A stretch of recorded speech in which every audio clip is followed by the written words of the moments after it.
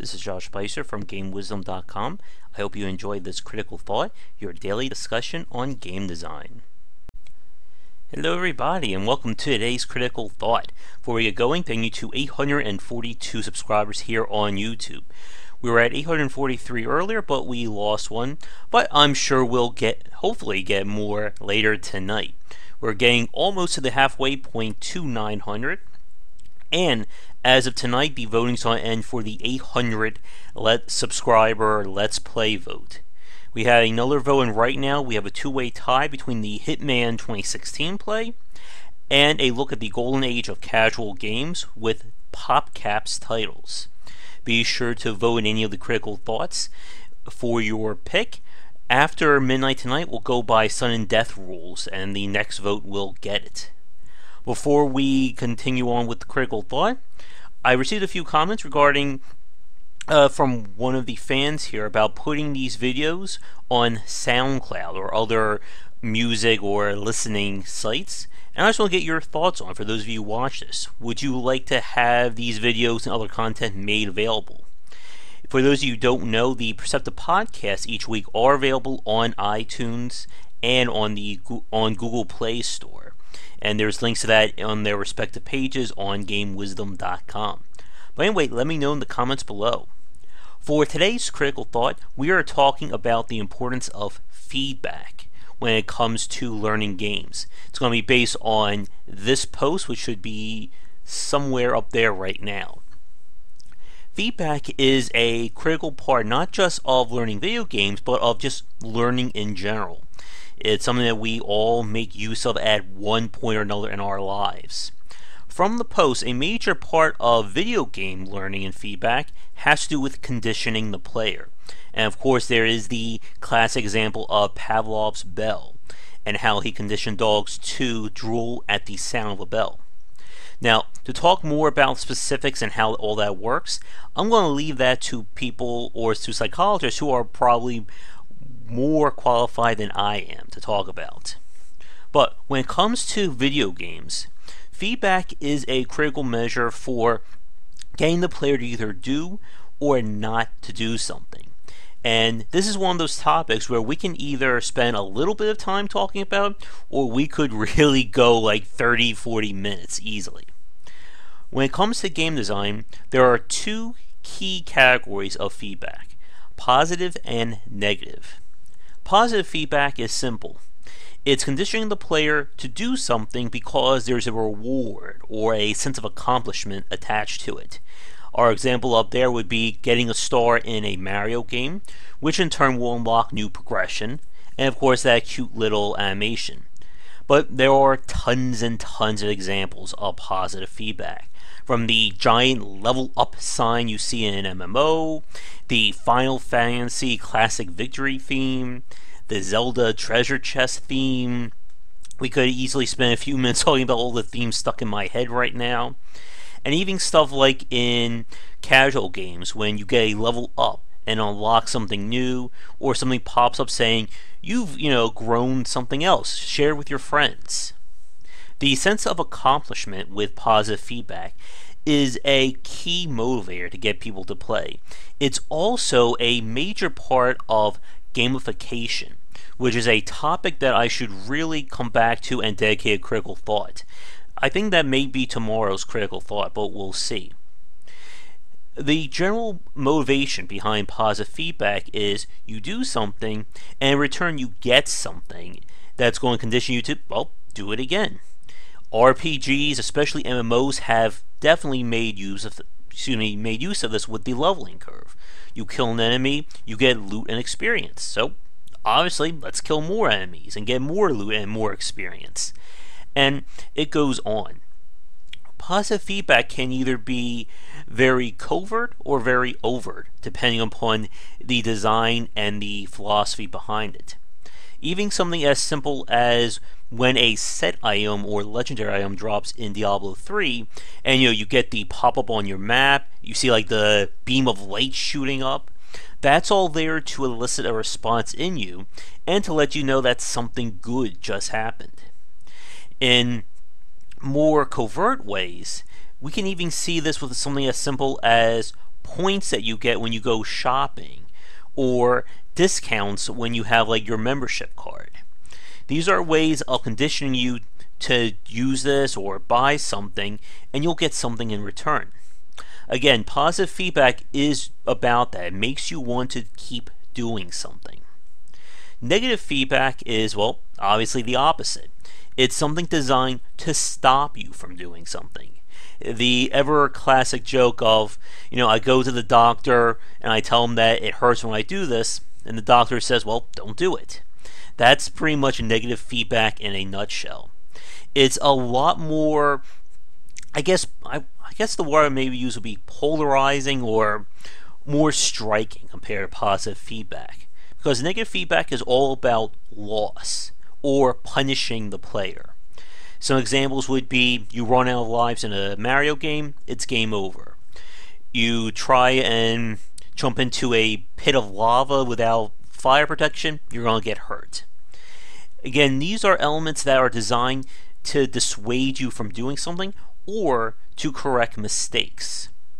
When it comes to games built on player skill, negative feedback is not only very apparent, but a critical tool for learning. For instance, when you play Super Meat Boy, every miscalculated jump, every micro adjustment that failed is a learning mechanism for you to not do that again. And you can see the proof of that when you beat the level and you watch all the little Meat Boys run through the level until the one lucky one gets through. Negative feedback can also be seen as a way of teaching the player. And a really good example of that is from competitive level fighting games. If you've watched competitions, you've probably heard the term punished used a lot. And what it refers to is a player who has figured out the absolute best counter to someone else's strategy or combo list. They know if the player does X, Y, and Z, they can counter with this, and it's going to work every time. They're basically saying that every time this player is attempting this move, they're going to be punished by it. And the negative feedback actually works for both players. For the player who's trying to learn it, he's getting, or they're getting the negative feedback of, this person just keeps doing this and I'm getting hurt. How am I going to deal with it? And then once they learn it, it then falls to the attacking player to say, okay, he's got me now. There's nothing more I can do. I need to adapt. And it's that kind of constant micro adjustments and reading the player that makes fighting game tournaments such an exciting event to watch. But negative feedback has to be handled with a soft touch. Remember, we're playing video games. You don't want to make the game so punishing that's going to stop someone or convince them not to play your game anymore. There has to be a loss condition or we don't have a game. But you need to be careful not to make it so that you're dissuading people from enjoying your game. And there are two really good examples of this that I want to talk about. One was in the post that was put up there, and that is the idea behind rest experience in World of Warcraft. Now, this sounds like one of those simple mechanics that, someone woke up one morning, said, let's put this in, and then 10 minutes later it's all implemented. But there was actually some discussions and challenges behind implementing this from Blizzard's end.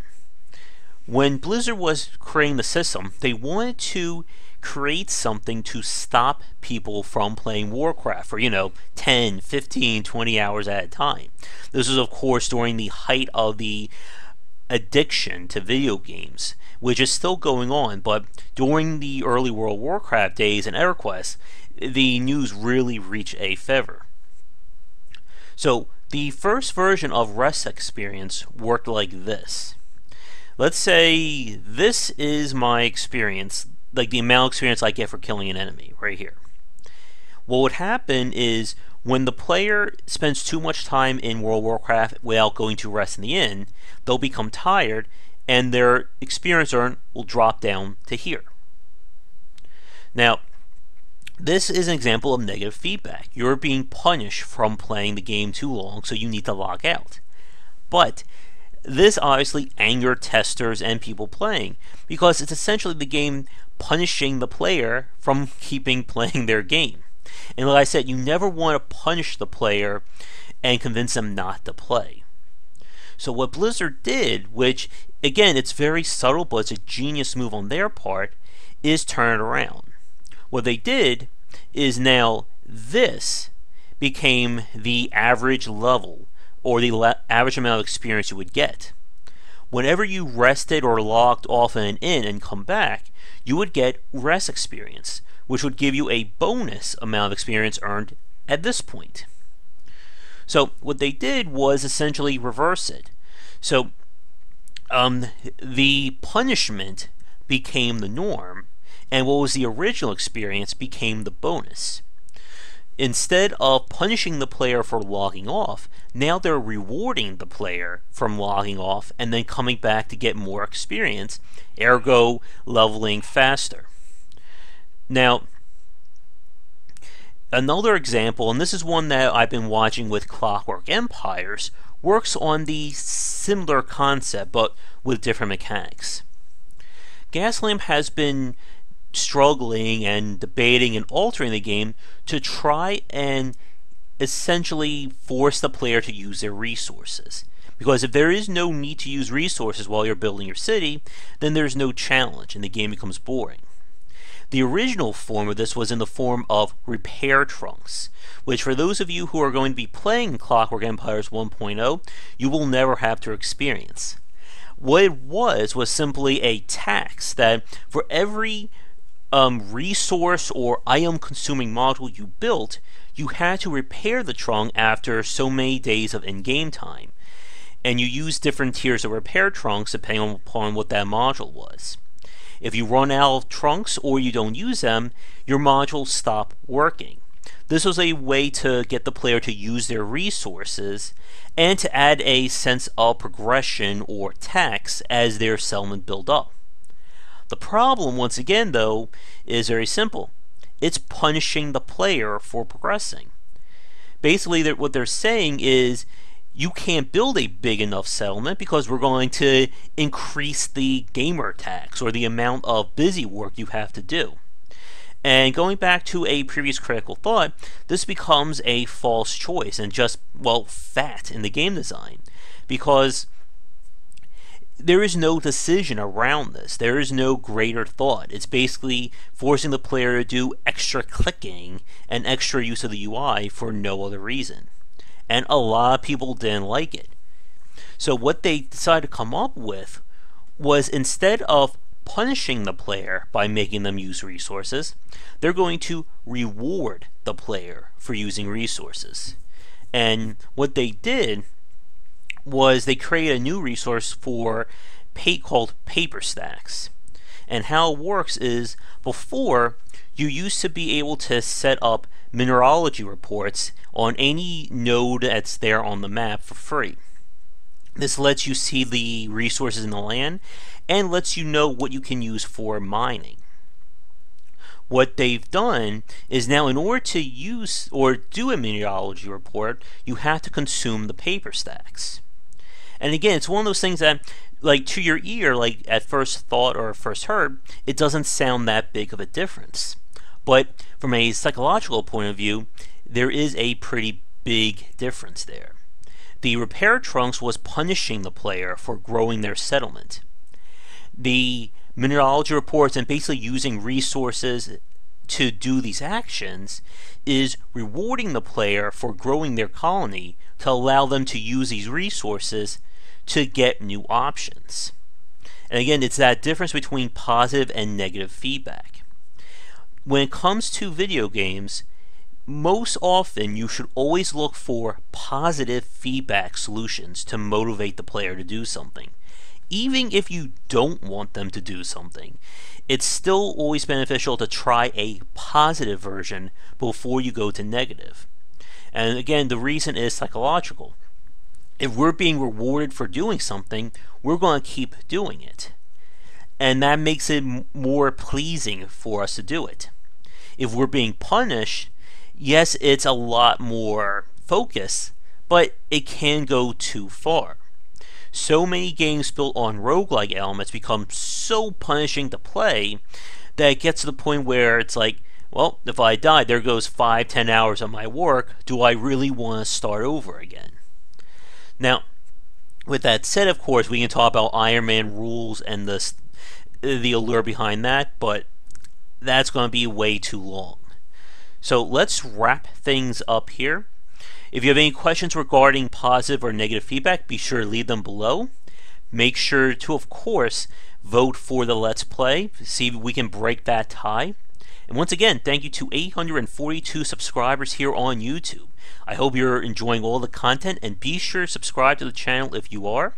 Once we hit 900, we'll have another vote, and then we'll just be a short distance away from the big 1,000. Once again, I'm Josh Bycer from GameWisdom.com. Thanks for watching today's Critical Thought, as well as the rest of the content on the Game Wisdom brand. And be sure also to let me know about using SoundCloud or other options for posting this content. And otherwise, I'll see you all tomorrow with more great content. Take care. Thank you so much for watching this video. If you enjoyed it, be sure to like and subscribe to the channel, and of course share with your friends. It always helps out. For daily posts on all manner of game design and industry topics, check out game-wisdom.com. To support the site and everything that I do, be sure to check out the Patreon campaign. If we can hit goals, it will mean more content for everyone to enjoy, and I'll be able to support myself and my household. If you want to follow me, you can find me on Twitter at GWBycer for updates throughout the day and random thoughts from me. And lastly, you can find me on Twitch right over there at GWBycer for daily streams most nights around 10 Eastern.